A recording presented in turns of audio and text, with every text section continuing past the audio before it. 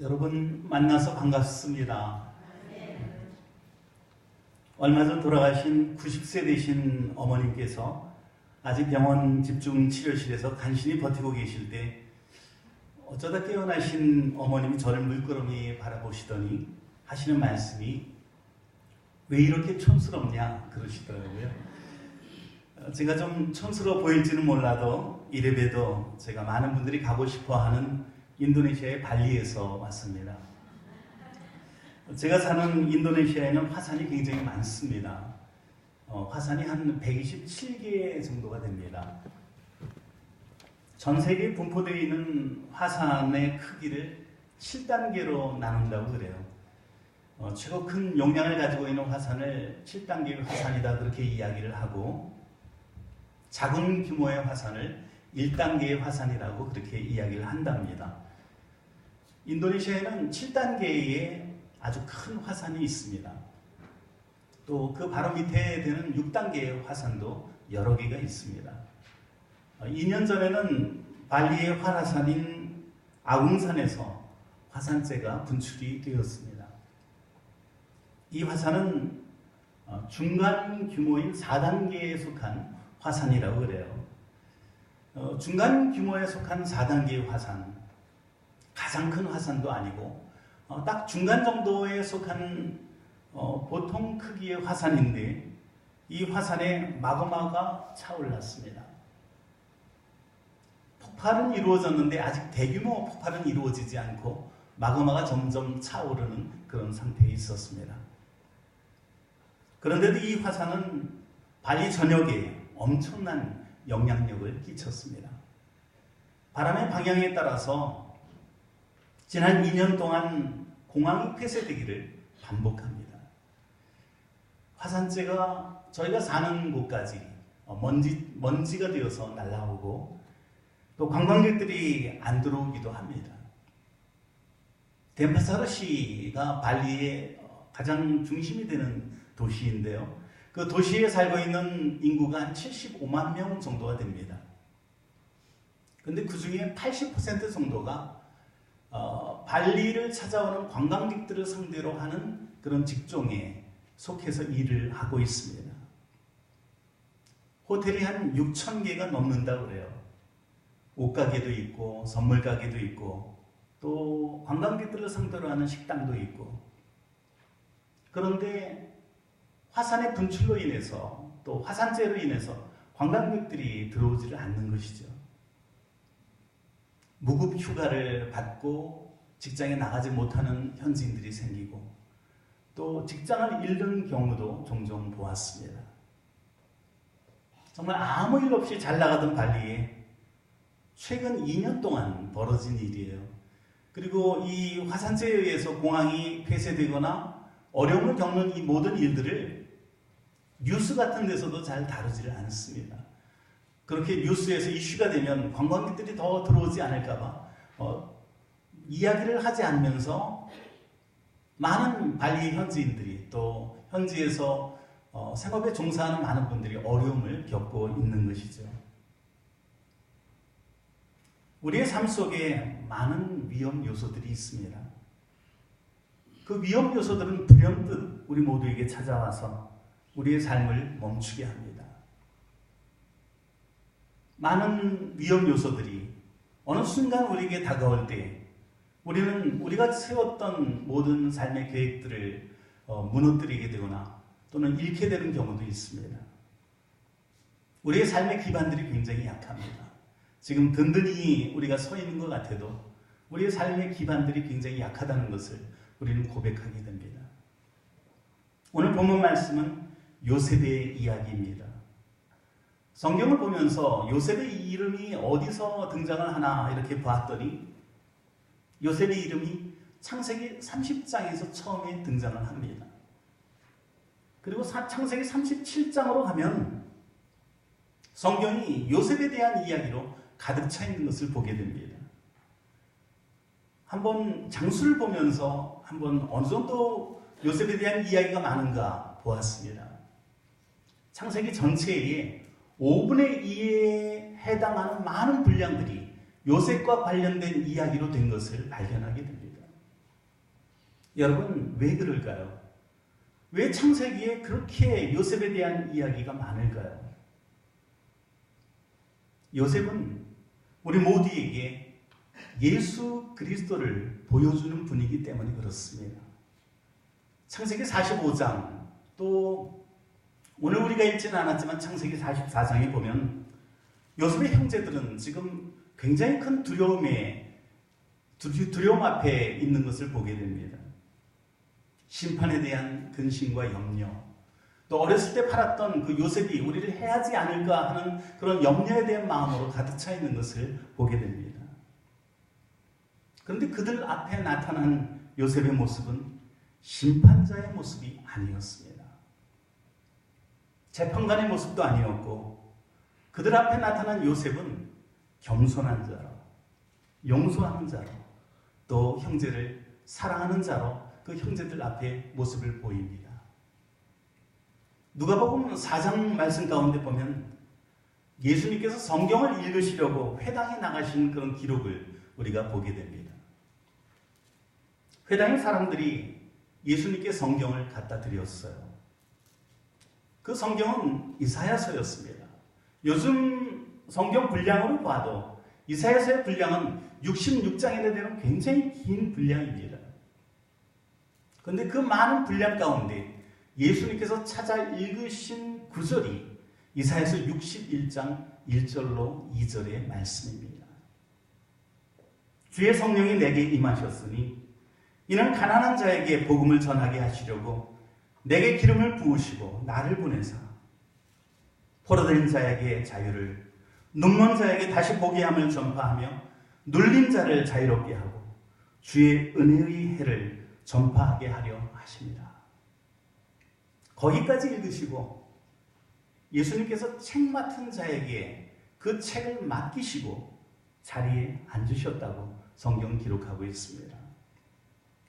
성경은 또 기록하기를 그 예수님의 모습을 회당 사람들이 주목해서 보았다고 그렇게 말씀하고 있습니다. 이스라엘 신앙 관습에 의하면 그렇게 해서는 안 되기 때문에 그렇습니다. 이사야서 61장 1절로 2절의 말씀을 보면 그 말씀 가운데는 두 내용이 등장을 합니다. 이스라엘 백성들을 향한 주의 은혜의 해를 선포하는 내용이 등장을 합니다. 또 두 번째 내용이 등장을 하는데 그 두 번째 내용은 무엇인가 하면 원수들을 향해서, 이스라엘 백성들을 괴롭히는 이방 민족들을 향해서 선포되는 보복의 날, 신원의 날에 대한 말씀들이 기록되어 있는 것을 보게 됩니다.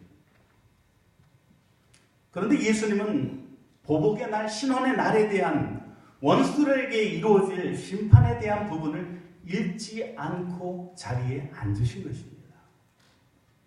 왜 그랬을까요? 왜 예수님은 이 중요한 이스라엘 신앙 관습에 있어서 정말 중요한 이 두 가지 말씀, 은혜에 대한 말씀과 보복에 대한 말씀을 같이 읽으셔야 되는데 예수님은 왜 은혜에 대한 말씀만 읽고 그 성경을 덮고 그것을 책 맡은 자에게 맡기시고 자리에 가서 앉으셨을까요? 우리에게 오신 예수 그리스도는 우리를 용서하는 분으로 오셨기 때문에 그렇습니다. 우리에게 오신 예수 그리스도는 우리 모두를 사랑하는 분으로, 우리 모두에게 은혜를 주시는 분으로 우리 모두에게 오셨기 때문에 그렇습니다. 우리의 잘못을 책망하는 분이 아니라, 우리의 연약함을 손가락질하는 분이 아니라, 우리의 모든 죄악을 정죄하는 분으로 오신 것이 아니라 그 모든 사람들을 용서하기 위해, 은혜를 주시기 위해, 사랑하기 위해 오셨기 때문에 그렇습니다. 주의 은혜가 우리에게 응하게 하시려고 주님께서는 우리 모두에게 오신 것입니다. 우리의 신앙생활에 있어서 가장 중요한 것, 그것은 다른 것이 아닙니다. 그것은 바로 주님의 은혜입니다. 주님의 용서를 경험하는 것, 그것이 우리의 신앙생활에 있어서 가장 중요한 신앙의 부분입니다. 주님의 사랑을 오늘도 누리는 것, 나의 어렵고 힘든 삶의 상황 가운데 정말 좌절과 절망으로 가득한 나의 삶 가운데 오늘도 나를 향해서 관심을 가지고 내게 오신 그 주님의 놀라운 사랑을 오늘도 경험하고 누리는 것, 그것이 우리의 신앙생활 가운데 가장 중요한 것입니다. 우리의 신앙생활, 더 나아가서 우리가 교회 안에서 이루어 나가는 모든 사역들, 우리의 헌신, 우리의 수고, 우리의 모든 일들, 또 더 나아가 선교에 이르기까지 우리의 사역은, 우리의 신앙생활은 이 기초 위에 있어야 하는 것입니다. 이 기초 위에 서지 못하면 우리 모두의 사역은 아무리 우리가 열심히 노력해서 귀한 결실을 이루어내어도 우리의 모든 사역은 소진해버리게 되는 것입니다.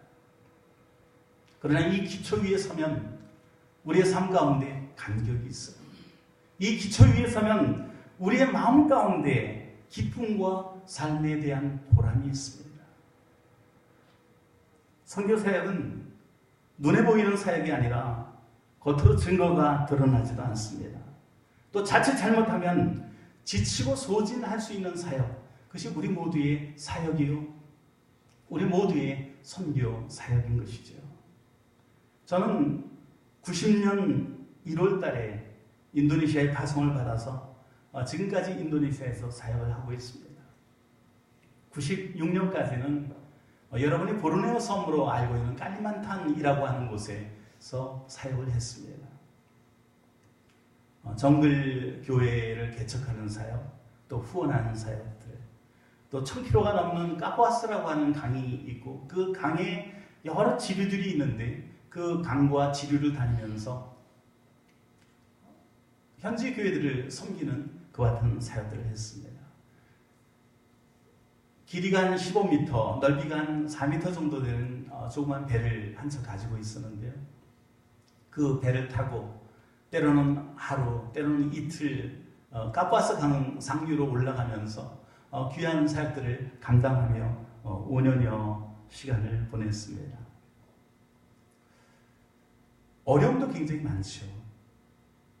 어려움 끝에 개척 지원하는 교회에 주일날 도착을 했는데 예배 드려야 할 그 시간에 교회의 현관문은 열쇠로 잠겨 있는 거예요. 또 어떤 교회는 후원하는 교회를 따라서 교회 이름이 여러 차례 바뀐 그와 같은 교회도 있었습니다. 선교사가 처음 가면 이 선교사가 어느 정도 재정적인 능력을 갖고 있는지 현지인들이 봅니다. 가름을 해봅니다. 그리고 가까이 다가와 보죠. 그러나 처음에 다가오는 분들이 이렇게 선교에 좋은 영향을 주는 분들이 다가오지 않는 그런 때도 굉장히 많습니다. 종족 전쟁이 일어나는 그런 어려운 일들을 경험하기도 하고, 저희 아이가 초등학교 1학년 입학을 했어요. 그런데 아이가 들어갈 학교에 운동장이 아니라 교실 안까지 무릎 높이로 진흙이 차 있는 거예요. 여기에 아이를 과연 내가 보낼 수 있나? 이런 상황 속에서 아이들을 교육시킬 수 있나? 나는 이곳에 왜 있지? 그런 번민과 갈등 가운데 빠질 때도 있고, 때로는 성경책을 펼쳐놓고 성경에 얼굴을 파묻으면서 흐느껴 울 때도 있고, 선교지에서 경험하는 삶의 아픔들도 굉장히 많습니다. 그런데도 하나님께서 그 가운데 또 귀한 결실들도 주셔서 교회를 한 20개의 교회 정도를 개척 지원할 수 있었고 10개의 교회를 건축을 할 수 있었습니다. 96년도에 중부 자바 살라티가라는 곳에 한 대학교에서 청빙을 받았습니다. 강의하고 제자 훈련하고 또 장학사역하고 사람을 키우는 일들을 18년 동안 감당하는 사역들을 했습니다. 컴퓨터가 굉장히 귀할 때 처음으로 컴퓨터를 이렇게 사서 몇 대 아이들을 대학생들을 좀 가르쳐 보겠다고 컴퓨터를 놓고 했는데 같이 수련회를 떠난 날 갔다 와 보니까 컴퓨터가 다 없어졌어요. 놀라운 것은 키우던 제자 하나가 그 안에 있는 중요한 부품들을 다 빼서 팔아먹은 거예요. 그와 같은 어려움들도 겪기도 하죠. 하지만 오늘 우리가 읽었던 창세기 45장의 말씀, 우리보다, 우리의 생각보다 앞서 가시는 하나님, 그 하나님에 대한 기대와 사랑이 있기에 또 그 사역들을 감당하게 되는 것 같습니다. 창세기 45장 5절은 이렇게 말씀합니다. 하나님이 생명을 구원하시려고 나를 당신들보다 먼저 보내셨나이다. 우리의 생각과 우리의 계획보다 앞서 가시는 하나님의 놀라운 약속인 것입니다. 1996년부터 2014년까지 18년 동안 그 대학교에서 사역하면서 학교 학생 수가 12,000명 정도 됩니다. 교직원이 한 700명 정도 되고 13개의 단과 대학이 있는 대학인데 그 중에 신학대학에 소속되어서 교수로 또 교목으로 귀한 사역들을 감당할 수 있었습니다. 기독교 연장교육의 또 담당자로 사역들을 감당했습니다. 가서 이렇게 어떤 프로그램 하나가 있는데 그 프로그램에 소속되어 있는 목사님들의 연면을 보니까 목사님들이 대학교를 다녀보신 목사님들도 계시지만 고등학교를 졸업하시고 또는 때로는 중학교 졸업 정도의 학위를 갖고 계신 목사님도 계시더라고요. 그런 분들을 기독교 연장교육이라는 프로그램을 통해서 훈련시키고 그래서 그 훈련을 통해서 배출된 목사님들이 물론 저 혼자 하는 일은 아니지만 배출된 목사님들이 한 1,000명 정도가 되었습니다. 제자 훈련을 하고 목회자 세미나를 하고 또 주말 사역으로 한인교회를 섬기기도 했습니다. 한 10명 정도 되는 교인들이 선교사님들을 돌아가면서 이제 주일 설교를 해달라고 하다가 이제 목회자를 찾게 되었는데 그 요청이 저에게도 왔습니다.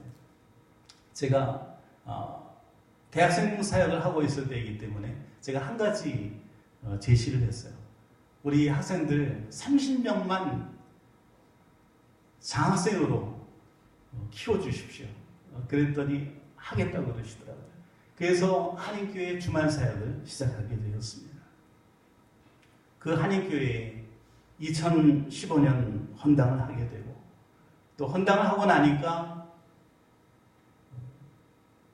교인들이 요구는 더 많아져서 이제는 선교사가 아니라 이제는 한인교회, 한국교회 목회자처럼 목회자의 사역을 감당하길 원하는 그런 많은 요구들이 있었습니다. 1년 동안 기도하다가 한 가지 내린 결론이 있어요. 마지막 남은 10년은 내가 현지인을 위한 선교사로 다시 돌아가야 되겠다. 그렇게 마음먹고 기도하는 가운데 한 선교단체에 부르심을 받아서 제가 지금부터 3년 전에 발리로 가게 되었습니다. 그곳에 가보니까 비전센터라고 하는 큰 건물이 지어 있더라고요. 3층 정도 되는 건물이었습니다.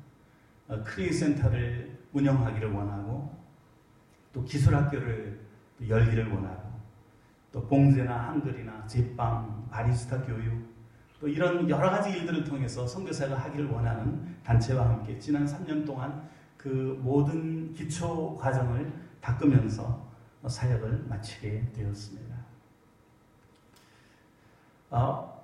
제가 여기 나오기 전에 그 단체에 사임서를 제출하고 나왔습니다. 발리 지역은 힌두교가 굉장히 많은 지역입니다. 84%가 힌두교인입니다. 이슬람교도가 13%가 됩니다. 기독교인이 한 1.6% 정도가 됩니다. 전도를 해도 예수 그리스도는 많은 신들 가운데 하나로 생각할 수 있는 그런 신앙적인 관점을 갖고 있는 분들이 힌두교도들이죠. 그곳에서 선교하고 예수 그리스도를 증거한다는 것, 그것은 결코 쉽지 않은 과제라고 생각을 합니다. 100여 년 전에 네덜란드의 야곱 선교사라는 분이 이 발리에 들어갔습니다. 인도네시아가 네덜란드의 식민 통치를 받고 있었기 때문에 또 발리는 예수 그리스도를 증거하기가 굉장히 어려운 지역이기 때문에 선교사들이 접근하면 안 되는 지역이었습니다.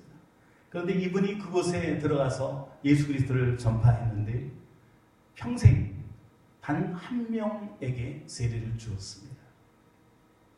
그런데 놀라운 것은 이 야곱 선교사가 본인이 세례해 준 현지인에 의해서 살해를 당했습니다.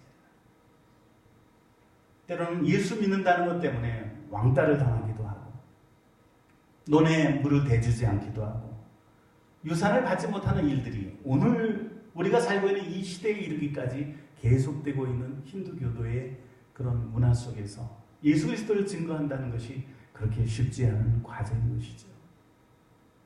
그런데 감사하게도 제가 중부자바에 있을 때 가르쳤던 제자들이 이 발리에도 또 발리 옆에 있는 롬복섬 또 소순다 열도에 이르기까지 곳곳에 포진하고 있는 것을 발견하게 되었습니다.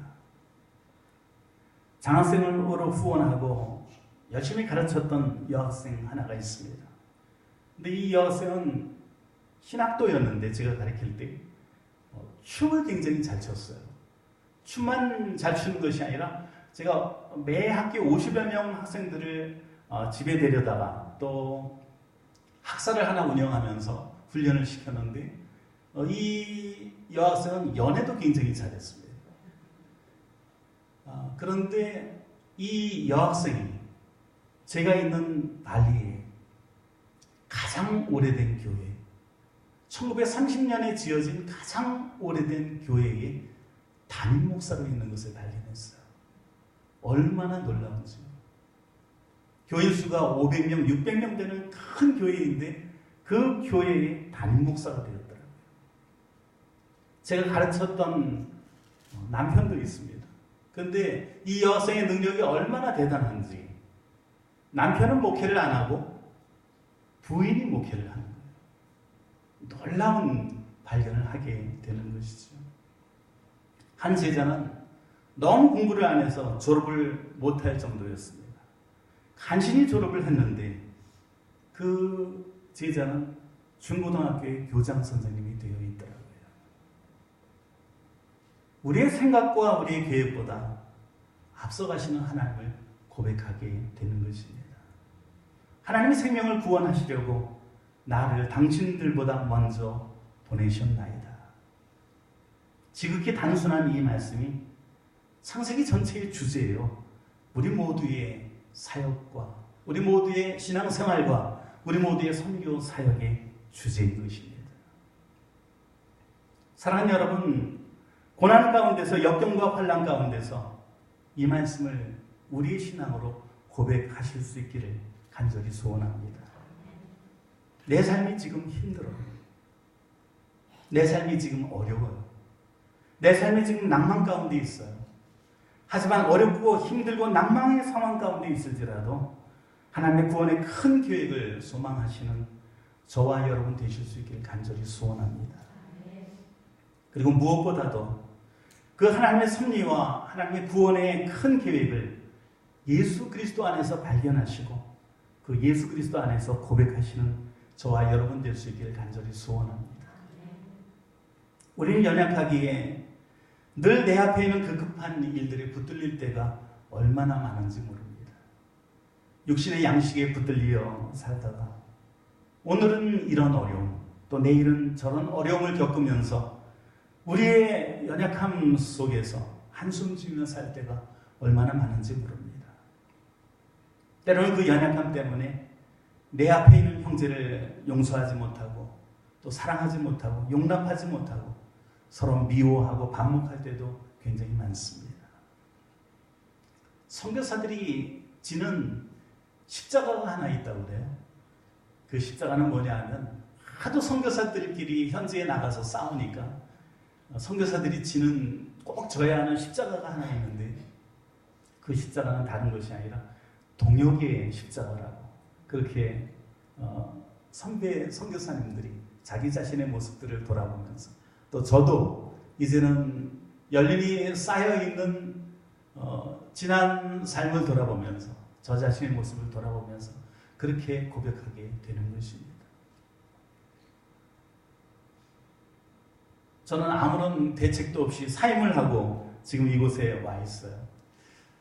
후원이 어떻게 될지, 어떻게 사역을 해야 될지 앞날에 대한 염려와 걱정이 분명히 저에게도 있습니다.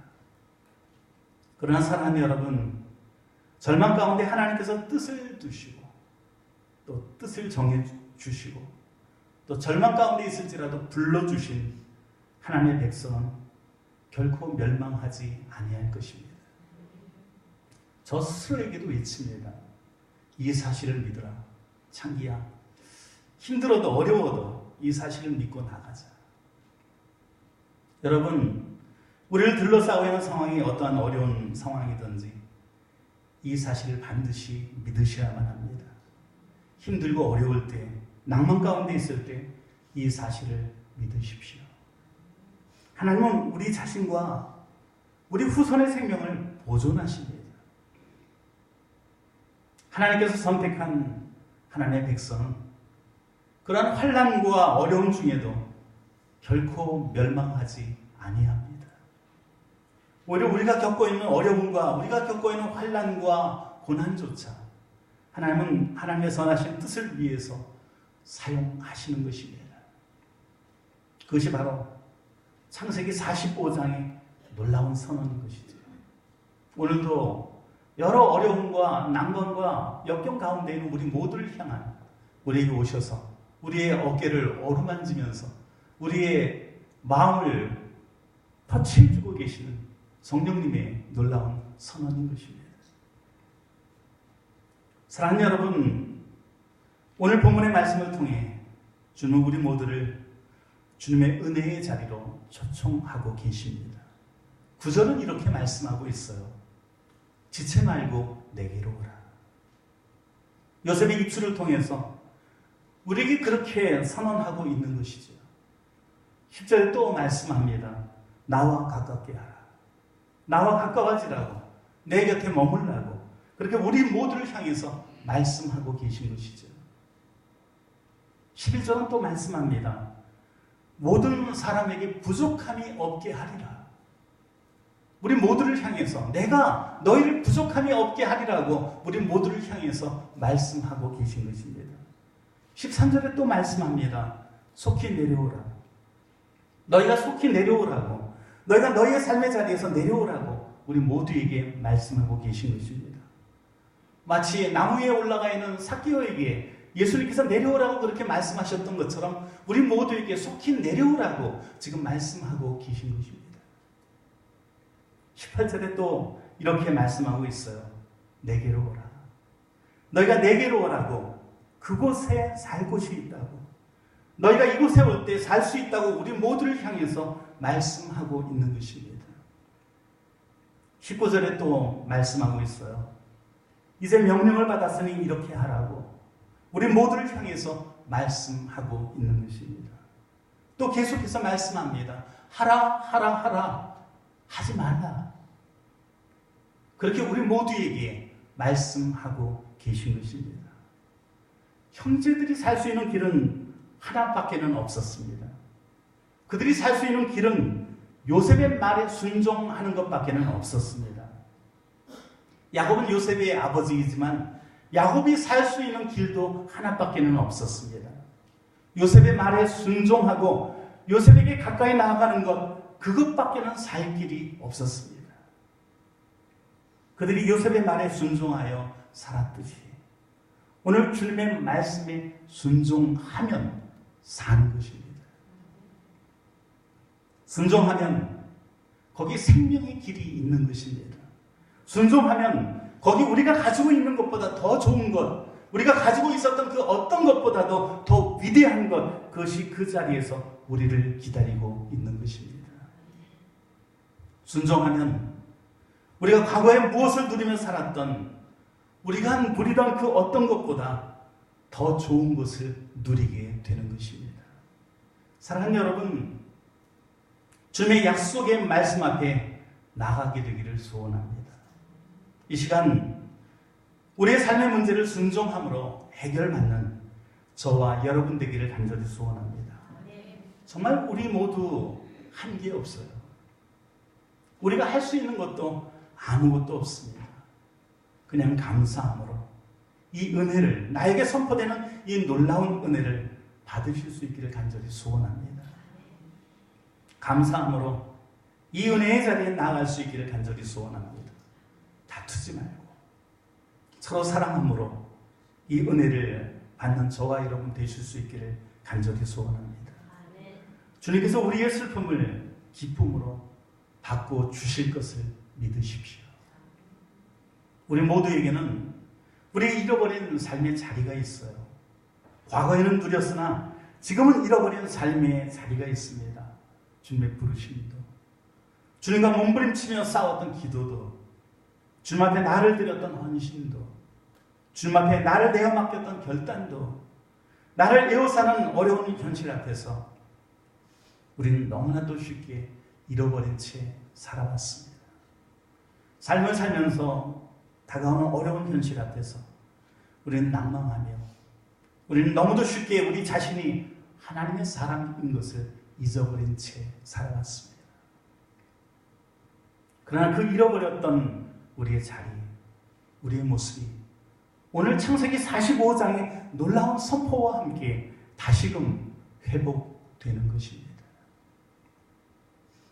구원과 생명과 승리의 삶이 우리 모두에게 회복되는 것입니다.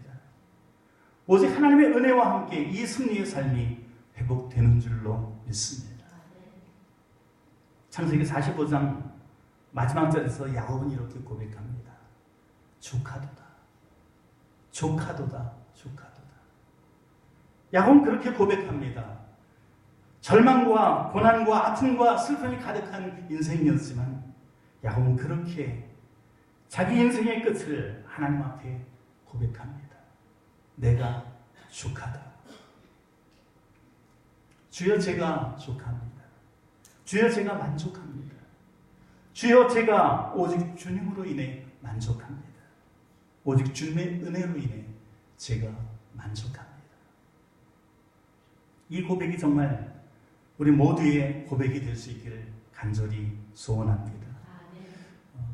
영상 준비를 했는데요. 잠깐 한번 보시겠습니다.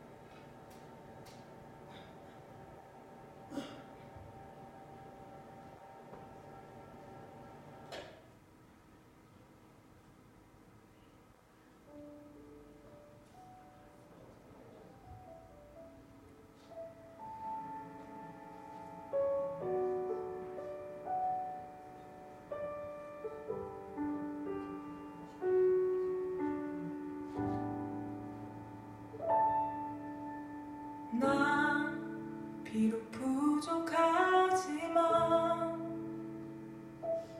가진 것 하나 없지만 날 살려주신 그분 위하여 그분 한 분만을 높이며 영원히 주를 찬양하리라. 나 비록 연약하지만 혼자선 설 수 없지만 날 세워주신 그분 인하여 그분 한 분만을 바라며 영원히 주를 찬양하리라.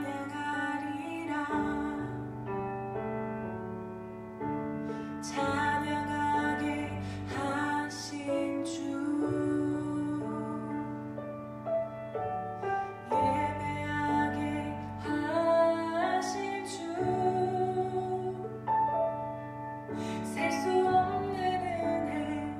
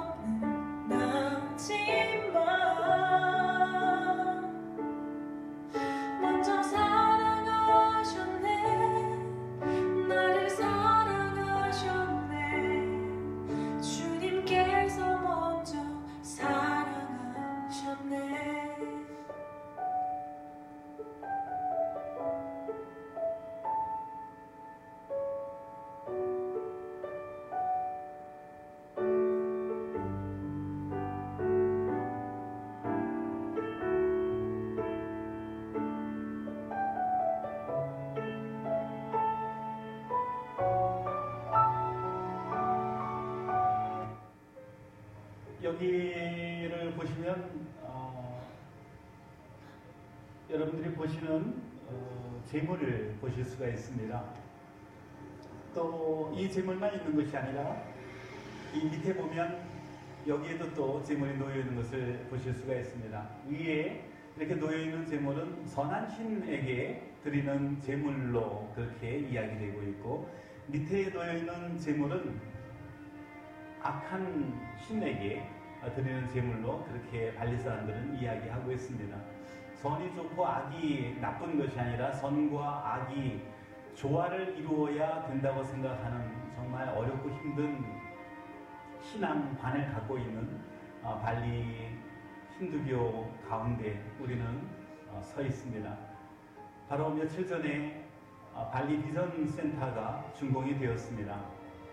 이 발리 비전 센터를 위해서 많은 분들이 애써 주셨고 눈물로 기도해 주셨고 또 많은 희생과 헌신을 통해서 발리 비전 센터가 준공되었습니다. 저는 이 발리 비전 센터의 귀한 사역들을 앞으로 섬기게 될 김창기 선교사입니다. 저는 2명의 자녀가 있습니다. 자녀들이 이미 커서 한국에서 정착해서 한국에서 살아가고 있고, 저와 정덕경 선교사 이렇게 2사람이 인도네시아에서 28년 동안 사역들을 감당하다가 귀한 동인 선교의 부름을 받고 이곳에서 다시 사역을 시작하게 되었습니다. 앞으로 이 발리 비전 센터는 하나님의 놀랍고 귀한 계획 가운데서 이 발리와 또 주변에 있는 소순다 열도의 많은 사람들을 대상으로 귀한 사역들을 감당하게 될 것입니다. 많은 분들이 인도네시아 하면 해결을 생각을 합니다. 그런데 이곳 발리는 힌두교가 지배하고 있는 그와 같은 지역입니다. 여러분들이 관광을 통해서 발리에 와 보시면 이 발리가 굉장히 자유롭고 또 화려하다는 것을 아실 수가 있습니다. 그래서 많은 분들이 이 발리에 예수 그리스도를 증거하는 것이 조금 쉽게 이루어지지 않을까 그렇게 생각을 합니다. 그러나 발리 힌두교의 예수 그리스도를 증거하는 것은 훨씬 힘들고 어려운 과제라고 생각이 됩니다. 예수 그리스도를 말로 증거할 수도 있습니다. 또 예수 그리스도를 저들을 향한 우리의 배려와 사랑을 가지고 우리의 마음으로 증거할 수도 있습니다.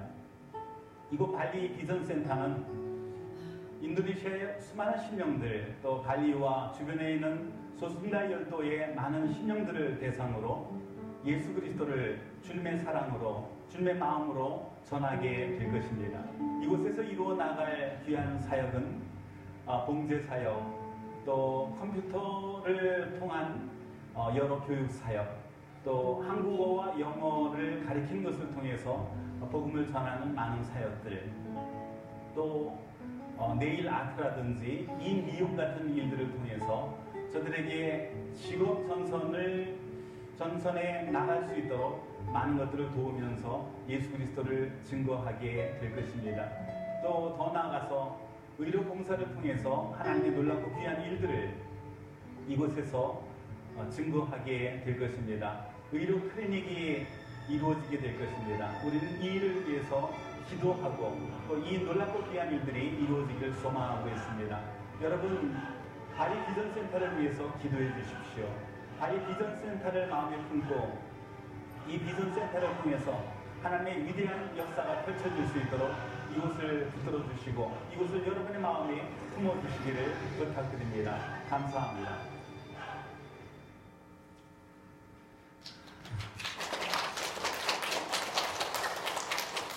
자료들을 같이 보시고 또 마지막에는 제가 지난 3년 동안 일했던 발리 비전센터의 모습도 같이 보셨습니다. 사진 자료를 돌아보니까 왜 사임하고 왔지? 그런 아쉬움도 좀 들기는 들어요. 그런데 지난 3년 동안 일하면서 귀한 선교 단체이고 귀한 사역의 장이지만 저하고는 맞지 않다 생각을 했습니다. 저는 관리자는 아니다 생각을 했어요. 그래서 담대하게 기도하는 가운데 사임을 하고 새로운 사역을 계획하면서 한국으로 잠시 나오게 되었습니다. 선교지에서 30년이 지났는데 저는 현지 선교부 소속으로 전거를 다니며 일했고 또 신학교에서 대학교에서 학생들을 가르쳤고 또 현지 교단에서 일했고 한인교회에서 일했고 또 선교회에서 일을 했더라고요. 생각해보니까 지난 30년 동안 어딘가에 소속이 되어서 출퇴근하면서 일을 했던 모습을 다시 한번 돌아보게 되었습니다. 그래서 그런지 제 앞으로는 조그만 집 한 채도 없더라고요. 어떻게 보면 허무하기도 하죠. 그런데 다시 생각해 보니까 저는 지난 30년 동안 기초를 놓는 자로 살았다는 것을 다시 한번 돌아보게 되었습니다. 현지 선교부, 교회 개척, 교회 건축, 또 신학교에서의 사역, 한인교회, 발리 비전센터 그 사역들을 감당하고 또 개척하고 또 이양하고 또 건축하고 이양하고 기초를 놓는 그와 같은 사역들을 지금까지 감당했더라고요. 제가 세는 나이로 나이가 64이 됩니다. 이제 만으로 63살인데요. 앞으로 남은 7년 동안의 사역, 그 7년 동안의 사역 가운데 하나님께서 어떤 기초를 놓게 하실지 저는 기대하는 마음이 있습니다. 교육, 사역, 또 목회자 세미나, 또 조그마한 선교센터를 통해서 그 가운데서 이루어 나갈 일들을 마음속에 그리며 또 그것을 비전으로 품으며 그렇게 이제 곧 발리로 다시 돌아갑니다. 하나님께서 어떻게 인도하실지 제 마음속에는 기대하는 마음이 있습니다. 먼저 가 계신 주님, 그분께서 어떻게 이 놀랍고 귀한 일들을 마무리하실지 기대하는 마음이 있습니다. 우리 함께 이 부르심을 향해서 나갔으면 좋겠습니다. 지금은 보이지 않아도 우리보다 먼저 앞서가 계신 주님을 반드시 만나시는 저와 여러분 되실 수 있기를 간절히 축원합니다. 기도하겠습니다. 걸어가신 하나님, 귀한 믿음의 종들, 어렵고 힘든 삶의 상황 가운데서도 오늘도 주님을 바라보며 나의 생각과 나의 계획보다 앞서가 계신 주님을 만날 기대와 소망을 품고 오늘도 담대히 일어서는 믿음의 종들의 삶의 자리와 상황 가운데 함께 하시고 귀한 사역과 헌신 가운데 위대하고 놀라운 하나님의 뜻들이 드러나게 하여 주시옵소서. 귀한 교회 주님께서 세우시고 주님께서 이끌어 주시고 주님께서 인도하시기에 놀랍고 귀한 결실과 아름다운 일들을 오늘도 소망하며 주의 일들을 감당하는 줄로 믿습니다. 걸어가신 하나님, 귀한 주의 종들과 사역과 귀한 헌신과 수고 가운데 땀 흘린 가운데 우리 하나님 함께하여 주셔서 놀랍고 귀한 주님의 뜻들이 드러나게 하여 주시옵소서. 오늘도 우리 모두를 일으켜 세워주시옵시고 우리 모두를 통하여 일하시길 원하시는 하나님의 위대하고 놀라운 뜻들을 품고 담대함으로 일어서는 믿음의 종들 되게 하여 주시옵소서. 부족한 종, 지난 30년에 주님께서 함께 하시고 주님께서 인도하셨던 일들을 다시 한번 기억하며 돌아봅니다. 자비로우신 하나님 아버지 힘을 주시고 평강을 주시고 담대함을 허락하여 주시고 이 귀하고 놀라운 계획을 함께 품으며 나아가는 복된 만남들이 계속되게 하여 주시옵소서. 오늘도 우리의 모든 일들을 하나님 앞에 의탁드리옵고 감사드리오며 예수 그리스도의 이름으로 기도하옵나이다. 지금은 우리 구주 예수 그리스도의 은혜와 하나님 아버지의 무한하신 사랑과 성령님의 감화 감동 교통하신 역사가 앞서가 계신 주님이 계시기에 오늘도 우리의 어렵고 힘든 삶의 자리에서 담대함으로 일어나 주의 놀랍고 귀한 일들을 향해 나아가기를 소원하는 모든 권속들 머리 위에와 믿음의 종들의 가정과 하나님께서 보존하실 어린 심령들의 미래 가운데와 믿음의 교회 가운데 믿음의 사역들 가운데 이제로부터 영원토록 함께 하시기를 간절히 축원하옵나이다. 아멘.